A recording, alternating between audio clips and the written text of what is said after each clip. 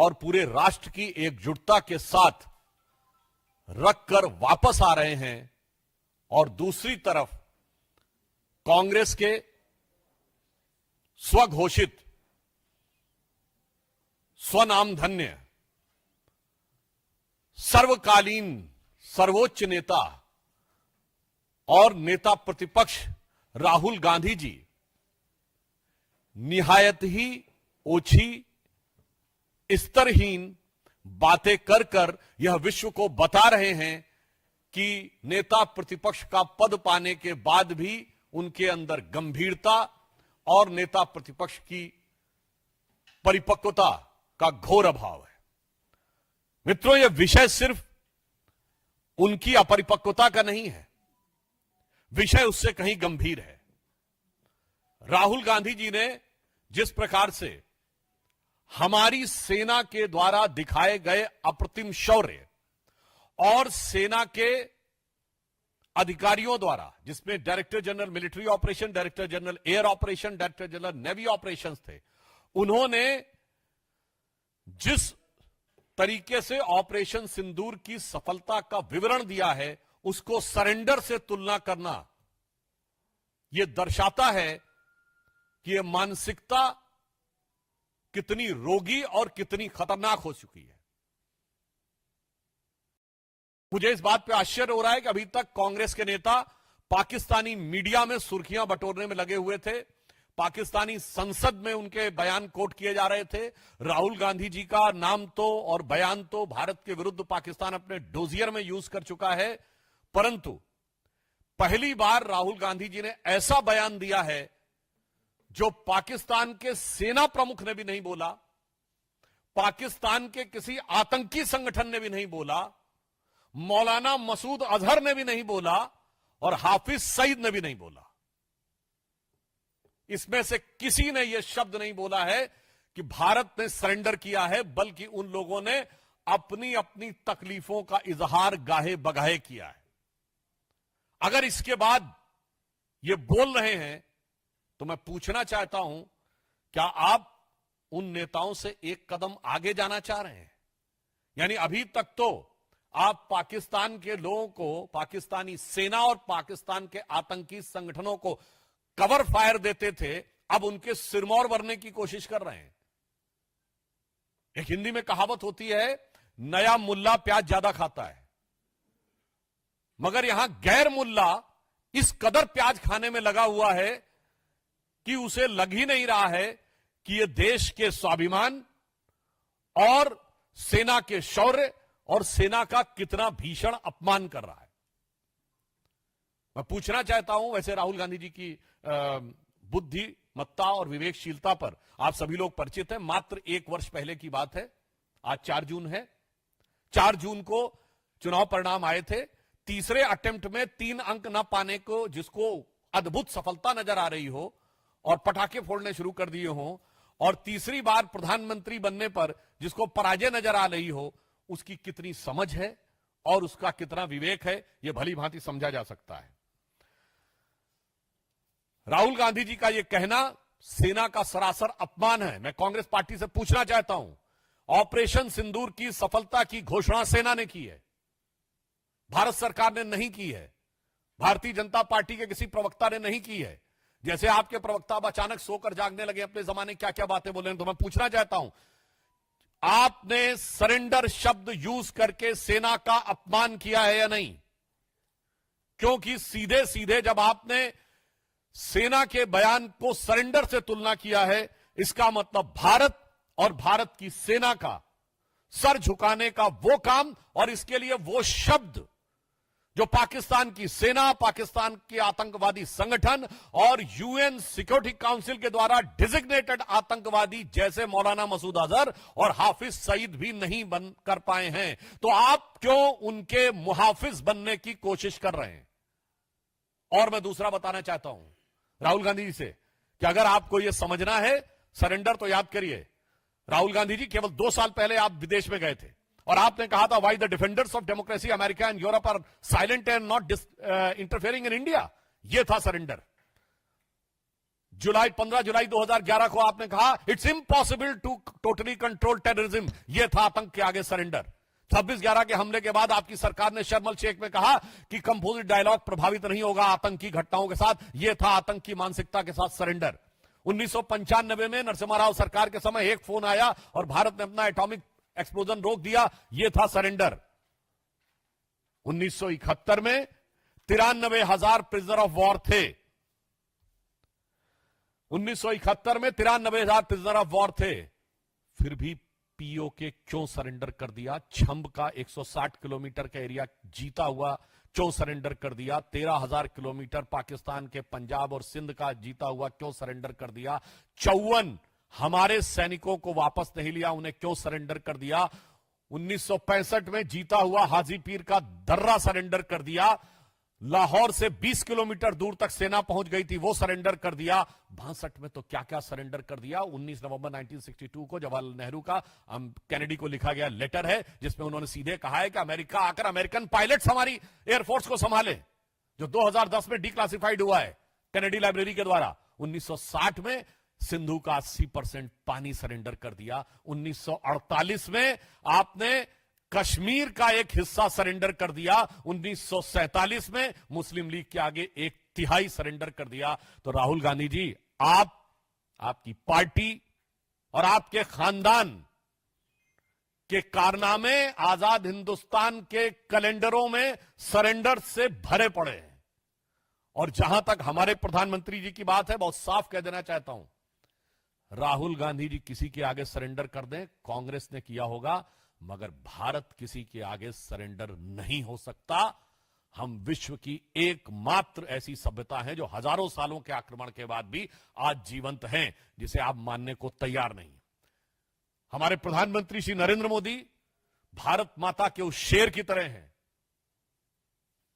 आपको पता होगा, एक संस्कृत का वाक्य है, नाभिषेको न संस्कारो सिंहस्य क्रियते मृगा विक्रमार्जित राजस्य स्वयं एवं मृगेंद्रता। मृगेंद्र शेर के लिए होता है और उसके अंदर स्वयं वो क्षमता होती है। तो हमारे प्रधानमंत्री श्री नरेंद्र मोदी जी भारत मां के शेर अर्थात हमारे नरेंद्र भारत मां के मृगेंद्र हैं। और आपके खानदान के सरेंडर आजाद हिंदुस्तान के कैलेंडर में भरे पड़े हैं। इसीलिए मैं राहुल गांधी जी के लिए यह पंक्ति कहकर समाप्त करना चाहता हूं कि आदतन, फितरतन, शरारतन, व्याकुलता के कारण या कुटिलता के कारण आप प्रधानमंत्री के खिलाफ बोलिए, भारत सरकार के खिलाफ बोलिए, भारतीय जनता पार्टी के खिलाफ बोलिए, हमें बर्दाश्त है। पर भारत के स्वाभिमान और भारत की सेना के लेकर आप झूठ बोलेंगे तो यह कतई बर्दाश्त नहीं है। तो इसे सिर्फ एक पंक्ति कहूंगा कि वो पैरवी तो झूठ की करता चला गया, वो पैरवी तो झूठ की करता चला गया, बस उसका चेहरा उतरता चला गया। धन्यवाद। मित्रों, प्रश्न आमंत्रित है मोहित Bhatt.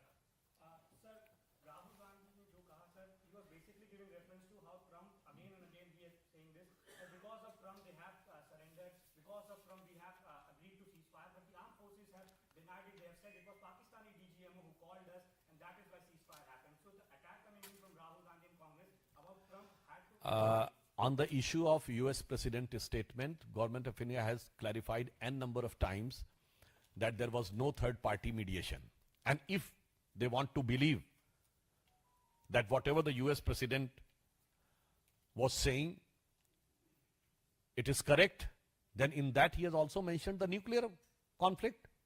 He has averted, as per the US President, Mr. Donald Trump, he is saying that he has averted a nuclear conflict, which has been categorically denied by Government of India and the Foreign Ministry. Then in that case, you are not ready to accept the total statement.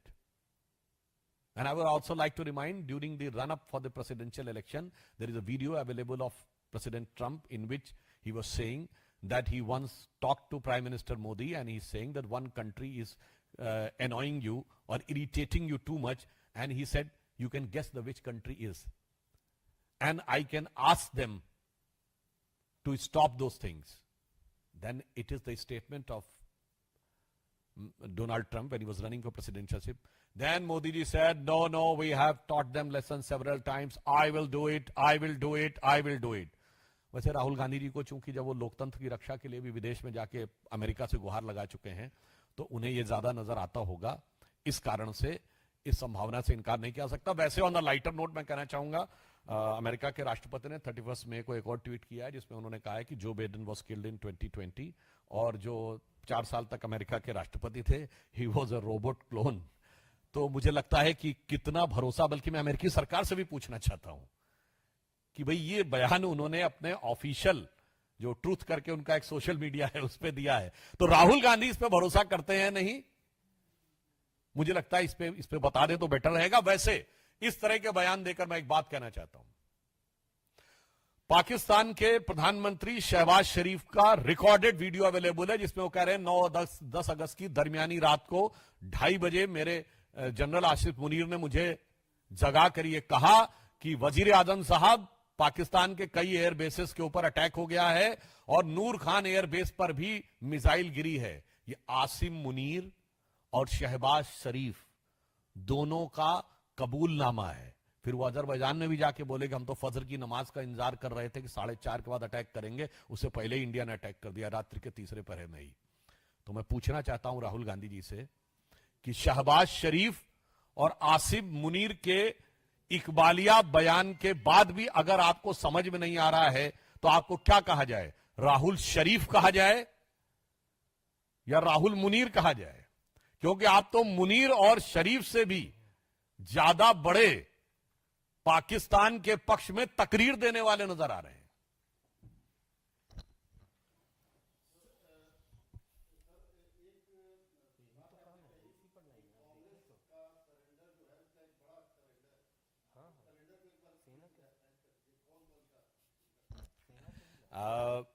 पुनः reverse order में शुरू करता हूं। मार्च 2023 राहुल गांधी विदेश में जाते हैं और कहते हैं why the defenders of democracy America and Europe are silent over what is happening in democracy in India, they are not interfering. यह था सीधा सरेंडर। अब आप आइए, 15 जुलाई 2011 को राहुल गांधी कहते हैं it's impossible to stop terrorism. यह था टेररिज्म के आगे सरेंडर। 26/11 के मात्र 9 महीने बाद जुलाई 2009 में पाकिस्तान के साथ उस समय की सरकार, मनमोहन सिंह की सरकार, एक neutral destination, again I am री एम्फसाइजिंग, न्यूट्रल डेस्टिनेशन शर्म एल शेख में ज्वाइंट डिक्लेरेशन साइन करती है और वो कहती है टेररिज्म से कंपोजिट डायलॉग प्रभावित नहीं होगा। यह था टेररिज्म की मानसिकता के साथ सरेंडर। 1996 में आपने मोस्ट फेवरेट नेशन का स्टेटस दिया, यह था उनके साथ सरेंडर। अब आप आइए, 1971 में 93,000 प्रिजनर ऑफ वॉर थे, फिर भी पीओके नहीं निगोशिएट किया। अरे लेना तो छोड़िए, निगोशिएट नहीं किया। यह क्या था? 13,000 किलोमीटर हमारा पंजाब और सिंध का हमारे पास थे, वो छोड़ दिया। यह था शिमला में सरेंडर। और ये मैं हवा में नहीं बोल रहा हूं, बेनजीर भुट्टो ने अपनी किताब डॉटर ऑफ द ईस्ट में लिखा है कि जब वो शिमला समझौते के बाद रावलपिंडी पहुंचे तो उनके और उनके पिताजी का इस गर्मजोशी से स्वागत हुआ कि जंग हारने के बाद वो डिप्लोमेसी में सब कुछ जीत के आ गए। I am quoting the book of Benazir Bhutto. अब आइए, 1965 एक न्यूट्रल डेस्टिनेशन ताशकंद में समझौता होता है और हम लाहौर से केवल 20 किलोमीटर तक पहुंच गए थे वो, और हाजी पीर का दर्रा जिसके लिए वीर अब्दुल हमीद जैसे कितने शहीदों ने बलिदान दिया, वो सरेंडर कर दिया। 1962 में अक्सई चीन को सरेंडर कर दिया। कहता है ये तो हमें यहां पे कुछ उगता नहीं है। अब भाई जैसे उन्होंने, नेहरू जी ने कहा था भाई हमारे भी सर पे बाल नहीं उगते, तो ये महावीर त्यागी जी ने कहा था, वो सरेंडर। और 19 नवंबर 1962 जवाहरलाल नेहरू ने जॉन एफ कैनेडी को लेटर लिखा है कि आप अपने B-2 बॉम्बर्स भेजिए, अपने एरोप्लेन्स के 2 स्क्वाड्रन भेजिए, अपने पायलट्स भेजिए। Means in a way you are giving command of Indian Air Force to the US and it is declassified in 2010। यह था सरेंडर। 1960 80% पानी सिंधु नदी का पाकिस्तान को सरेंडर। 1948 पीओके यानी कश्मीर का एक बड़ा हिस्सा सरेंडर। और 63 में जब सक्षम वैली चाइना को दे दी थी पीओके ने, तब तो हम कम से कम सिंधु समझौता रद्द कर देते। और 1947 में मुस्लिम लीग और जिन्ना के आगे 1/3 ऑफ द कंट्री सरेंडर। तो इनकी नीति क्या रही? इनकी नीति यह रही कि 48 में आधा पीओके चला गया, और 62 में चीन के साथ क्या क्या चला गया, और 65 में हाजी पीर का दर्रा खो गया, और शिमला में पीओके भी खो गया, और ये सुलह की शक्ल को संवारते रहे, जीतने के बाद बाजी हारते रहे। साइलेंट, एक मिनट साइलेंट। राहुल गांधी के अगर पिछले रिकॉर्ड को देखें तो जब सर्जिकल स्ट्राइक किया था तब भी उन्होंने सवाल उठाया था। अब तो आगे जाकर वो सरेंडर की बात कर रहे हैं। तो क्या कि पाकिस्तान ने देखा इसने जो क्लोजर दिया कई सारे देशों में जाके, वो कह रहे हैं कि भारत ने जो हमला किया उसका बहुत नुकसान था, उसकी तो कोई बात नहीं। देखिए, अंतर्राष्ट्रीय मीडिया में भी कितने बिलियन डॉलर का नुकसान हुआ। और मैं राहुल गांधी जी को यह भी बताना चाहता हूं, हो सकता है उनके दिल में बड़ी कसक उठ रही हो कि पाकिस्तान को नुकसान हुआ है, चाइना को भी नुकसान हो गया है। क्योंकि जो चाइना के डिफेंस स्टॉक थे, anybody can go and check the AVIC's systems, Chengdu जो PL-15 मिसाइल बनाती है, उसके स्टॉक्स 9% गिरे हैं। J-17 बनाने वाली कंपनी के स्टॉक्स 15% गिरे, एंड ओवरऑल 20% गिरे हैं जो J-10 और J-17 बनाने वाली एविक्स सिस्टम चेंगडू के कुल जो स्टॉक्स गिरे हैं। और चाइना में सब कुछ गवर्नमेंट कंट्रोल है। Despite the full throttle support by the government, still there net stocks is less down by 6 to 7%।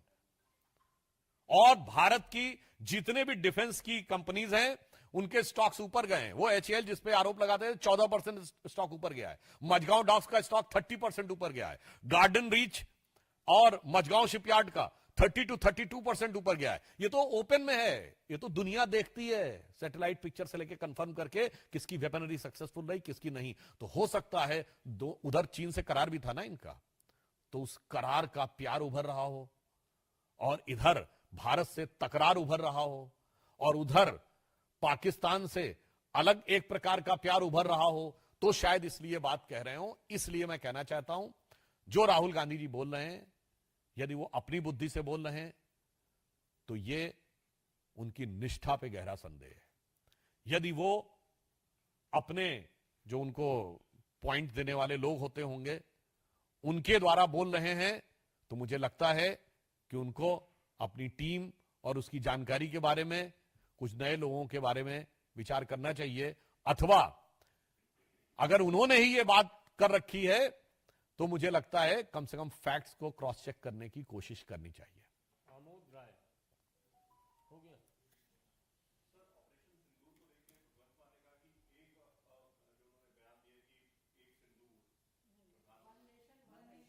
वो भी तो इंडी गठबंधन,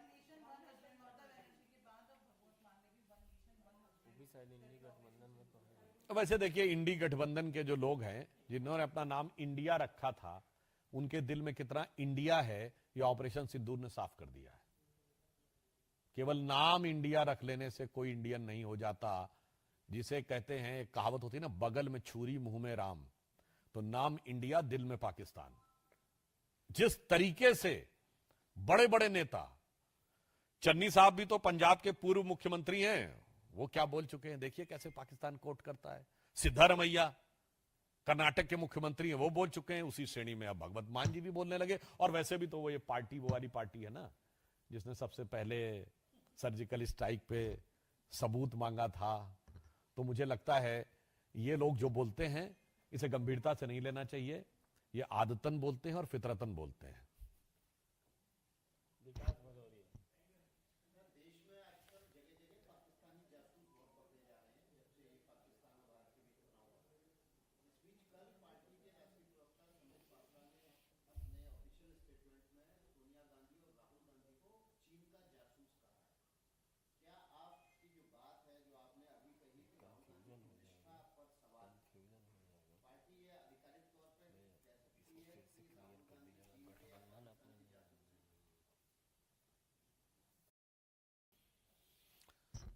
देखिए, जहां तक कौन देश के विरुद्ध काम कर रहा है, जांच एजेंसियां इस विषय को गंभीरता से रखती हैं। किसी नेता के बारे में मैं टिप्पणी नहीं करना चाहता, परंतु मैं दर्शकों से कहना चाहता हूं, येवग्लिना एल्बेटस की किताब state within state, Vasili Mitrokhin's की किताब Mitrokhin's archive KGB and the world part 2, Yuri Bezmenov का टीवी पे दिया गया इंटरव्यू 2005 और Joseph Crawlis ex CIA director की किताब in conversation with a crow, और बहुत कुछ है उसमें पढ़ें तो मुझे लगता है आप लोगों का भी ज्ञानवर्धन होगा। पर फिर मैं कह देना चाहता हूं कि इंडिया गठबंधन ने जो नाम इंडिया रखा था वो अब पूरी तरीके से नकाब उतर गया है उसका। के सांसद, जिसमें कांग्रेस के सांसद भी हैं, वो दुनिया के भिन्न भिन्न देशों में भारत के पक्ष को गंभीरता के साथ और पूरे राष्ट्र की एकजुटता के साथ रखकर वापस आ रहे हैं, और दूसरी तरफ कांग्रेस के स्वघोषित स्वनामधन्य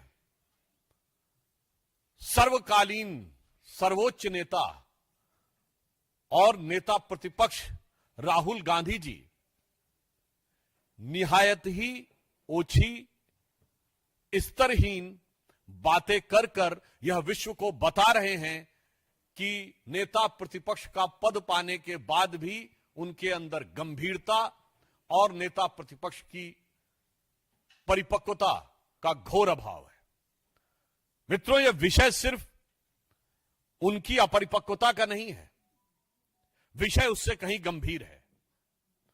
राहुल गांधी जी ने जिस प्रकार से हमारी सेना के द्वारा दिखाए गए अप्रतिम शौर्य और सेना के अधिकारियों द्वारा, जिसमें director general military operation, director general air operation, director general navy operations थे, उन्होंने जिस तरीके से ऑपरेशन सिंदूर की सफलता का विवरण दिया है, उसको सरेंडर से तुलना करना यह दर्शाता है कि यह मानसिकता कितनी रोगी और कितनी खतरनाक हो चुकी है।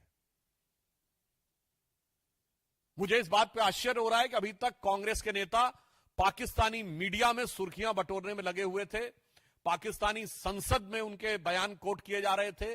राहुल गांधी जी का नाम तो और बयान तो भारत के विरुद्ध पाकिस्तान अपने डोजियर में यूज कर चुका है, परंतु पहली बार राहुल गांधी जी ने ऐसा बयान दिया है जो पाकिस्तान के सेना प्रमुख ने भी नहीं बोला, पाकिस्तान के किसी आतंकी संगठन ने भी नहीं बोला, मौलाना मसूद अजहर ने भी नहीं बोला और हाफिज सईद ने भी नहीं बोला। इसमें से किसी ने यह शब्द नहीं बोला है कि भारत ने सरेंडर किया है, बल्कि उन लोगों ने अपनी अपनी तकलीफों का इजहार गाहे बगाहे किया है। अगर इसके बाद ये बोल रहे हैं तो मैं पूछना चाहता हूं, क्या आप उन नेताओं से एक कदम आगे जाना चाह रहे हैं? यानी अभी तक तो आप पाकिस्तान के लोगों को, पाकिस्तानी सेना और पाकिस्तान के आतंकी संगठनों को कवर फायर देते थे, अब उनके सिरमौर भरने की कोशिश कर रहे हैं। एक हिंदी में कहावत होती है, नया मुल्ला प्याज ज्यादा खाता है, मगर यहां गैर मुल्ला इस कदर प्याज खाने में लगा हुआ है कि उसे लग ही नहीं रहा है कि यह देश के स्वाभिमान और सेना के शौर्य और सेना का कितना भीषण अपमान कर रहा है। मैं पूछना चाहता हूं, वैसे राहुल गांधी जी की बुद्धिमत्ता और विवेकशीलता पर आप सभी लोग परिचित हैं। मात्र 1 वर्ष पहले की बात है, आज 4 जून है। 4 जून को चुनाव परिणाम आए थे। तीसरे अटेम्प्ट में 3 अंक न पाने को, जिसको अद्भुत सफलता नजर आ रही हो और पटाखे फोड़ने शुरू कर दिए हो, और तीसरी बार प्रधानमंत्री बनने पर जिसको पराजय नजर आ रही हो, उसकी कितनी समझ है और उसका कितना विवेक है, यह भली भांति समझा जा सकता है। राहुल गांधी जी का यह कहना सेना का सरासर अपमान है। मैं कांग्रेस पार्टी से पूछना चाहता हूं, ऑपरेशन सिंदूर की सफलता की घोषणा सेना ने की है, भारत सरकार ने नहीं की है, भारतीय जनता पार्टी के किसी प्रवक्ता ने नहीं की है। जैसे आपके प्रवक्ता अब अचानक सोकर जागने लगे, अपने जमाने क्या क्या बातें बोले, तो मैं पूछना चाहता हूं, आपने सरेंडर शब्द यूज करके सेना का अपमान किया है या नहीं? क्योंकि सीधे सीधे जब आपने सेना के बयान को सरेंडर से तुलना किया है, इसका मतलब भारत और भारत की सेना का सर झुकाने का वो काम, और इसके लिए वो शब्द जो पाकिस्तान की सेना, पाकिस्तान के आतंकवादी संगठन और यूएन सिक्योरिटी काउंसिल के द्वारा डिजिग्नेटेड आतंकवादी जैसे मौलाना मसूद अजहर और हाफिज सईद भी नहीं बन कर पाए हैं, तो आप क्यों उनके मुहाफिज बनने की कोशिश कर रहे हैं? और मैं दूसरा बताना चाहता हूं राहुल गांधी जी से कि अगर आपको यह समझना है सरेंडर, तो याद करिए, राहुल गांधी जी केवल 2 साल पहले आप विदेश में गए थे और आपने कहा था, why the defenders of democracy America and Europe are silent and not interfering in India. यह था सरेंडर।